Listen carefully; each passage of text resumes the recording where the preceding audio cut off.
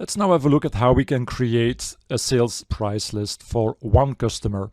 So I will go to customers and let's take customer 10,000 as an example. And before going to the customer card, let's click on Navigate Sales Price Lists. So from this page, I can create a new one. But you see that there's already the default price list, which is displayed here. And that's of course because the default price list is for all customers. So this means that each customer has the default price list.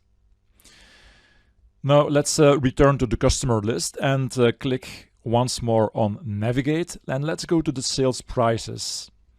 Now currently this page is empty, and that's because this customer doesn't have any specific sales prices yet. So once I start creating prices specifically for this customer, you will see lines appearing on this page. Okay, let's open the customer card because there are a few important fields that we need to check. So here on the Invoicing Fast tab, under Prices and Discounts, you can see that there's the price calculation method. So I can select blank or lowest price. Now in this case, this doesn't make a difference because in the base application, you can only use lowest price, and lowest price is already set up in the sales and receivables setup. And this means that for customers, you can just leave the field blank and it will automatically use lowest price.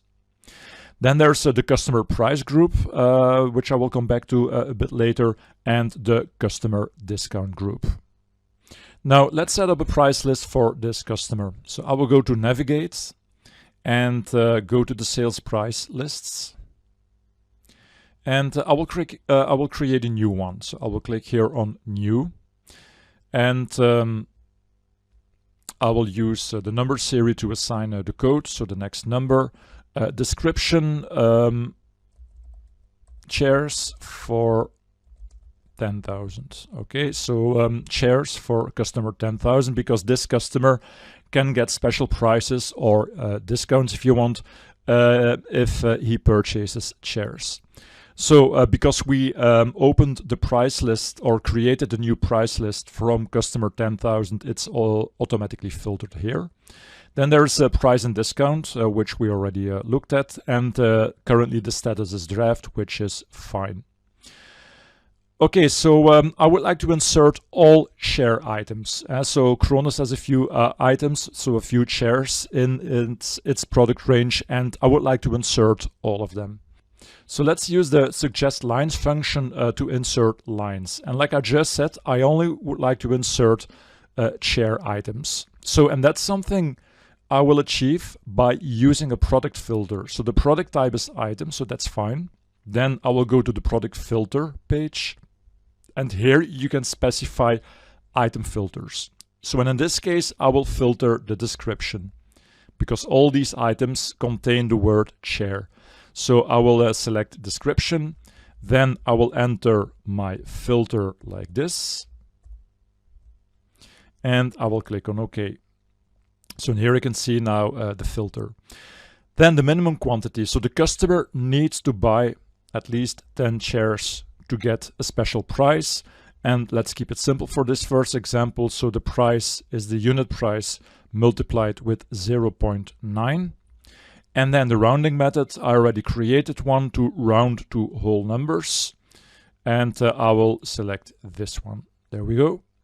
Next, I will click on OK. And you can now see all chair items. So the Paris chair, the London chair, and so on. You can also see the minimum quantity of 10. And then the new unit price. So this is the unit price on the item card multiplied with 0.9. Now, there are a couple of other conditions that we can set. So for example, the starting date and the ending date, because that's also something that companies want to do quite often, because these special prices are not valid forever, maybe only for a month or a year. So I can enter a starting date, and assume that this is a price only valid in the month of April. So the starting date is April. So do you want to update? Yes. and the ending date is April 30. The same here, I would like to update. You can of course also enter these fields before you insert lines, but you don't have to. So you can also do this afterwards and have the program update the lines. Okay, so now these prices are valid in the month of April. And if you want, you can even add more conditions. So besides conditions like the variant code or the currency, you can also set discounts. And so maybe some of these items or the customer on top of the special price could get a line discount. Now, if you click here on the line discount field, you will see that this is non-editable, so I cannot enter the discount. And at first sight, it may seem that the line discount is unavailable for this price list, but that's not the case. The reason that it's not editable is because here in the defines column, we see the price option. So which means that you can set prices, but not discounts. So if I click here and if I choose price and discounts, there we go, you will now see that this field becomes editable. And so for example, I could give the customer on top of the special price a 10% discount. So if you want to add discounts, that's possible, but here in the defines field, you should then select price and discount or only discount. Okay. Now another thing that could be interesting is to make exceptions in the conditions for each line here. Because now all these lines have the same starting date and ending date. But maybe for some items you would like to allow a longer period, maybe April and May, or the second quarter, April, May and June. So that's perfectly possible, but what you need to do is the following. So first of all, click on Show More.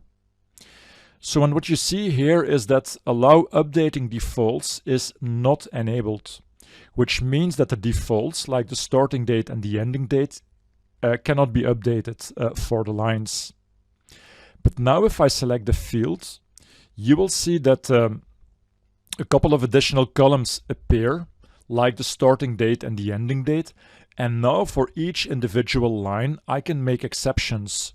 So like I just said, maybe for the second item, instead of only the month of April, I would like to set a full quarter. So until June 30. You see? So now there's an exception. So I have updated the header defaults on the lines. And that's something that you can do by clicking here on Show More and then Allow Updating Defaults. Now you have to pay attention, because once the field is enabled and your sales price list contains lines, you cannot disable it anymore. So if I try to disable it, I will get an error telling me that there are lines in my sales price lists. Let me click on refresh. So that's something that you might have to pay attention to. But again, it's perfectly possible to specify specific criteria for each individual line by Allow Updating Defaults. So and this is now my price list for customer 10,000. Now, before this price list will be used for customer 10,000, we first need to change the status from draft to active, of course. So let me click here, let's select active, and there we go. So now this is an active price list for customer 10,000 with the conditions that we just configured.